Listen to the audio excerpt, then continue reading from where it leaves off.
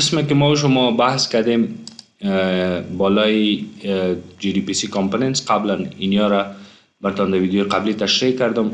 اینیا خیلی مهم هستند. در هر پروگرام ما اینیا را تکرار ناشته میکنیم. شما باید اینیا را خوب صحیح یاد داشته باشین، خوب صحیح دقیق بفهمین که درایور منیجر چی کار میکنه. اینیا اصلا کلاس هستند. درایور منیجر یک کلاس است، کانکشن یک کلاس است، استیتمنت یک کلاس است، ریزلت ست یک کلاس است، SQL اکسپشن یک کلاس است، درایور یک کلاس است. اینا همشان کلاس هستند.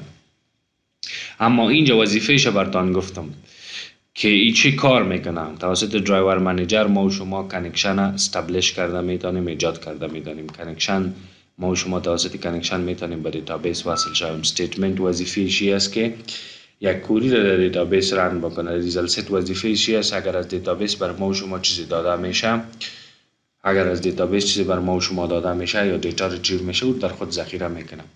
SQL اکسپشن وقتی که اگر در همین قسمت دیتابیس اگر کدام ایرر میاد توسط همین SQL اکسپشن بر ما و شما داده میشه. خب بیایم به سلاید بعدی.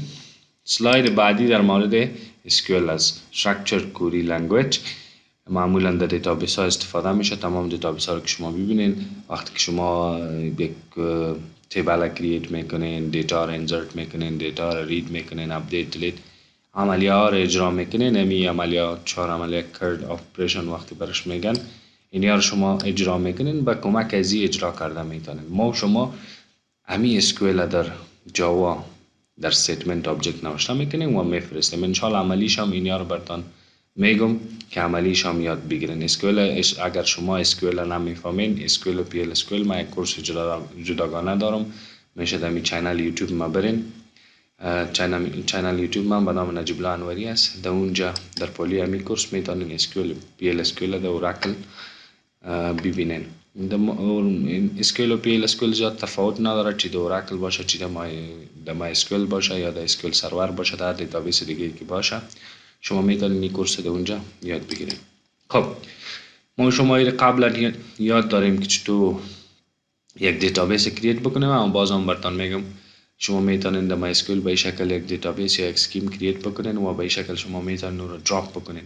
ان شاء الله عملی را کار میکنیم. و همچنان تیبل وقتی کرییت میکنیم، کرییت تیبل، نام تیبل برن کالم هایش برش میتیم. به این شکل ما شما میتونیم تیبل هم کرییت بکنیم. خب Creating JDBC application، ما و شما اولین اپلیکیشن JDBC را کار میکنیم که توسط از ما میخوایم در یک تیبل دیتا انسرت بکنم. انشالله این را خوب به جزئیات براتون در ویدیو دیگه کار میکنم.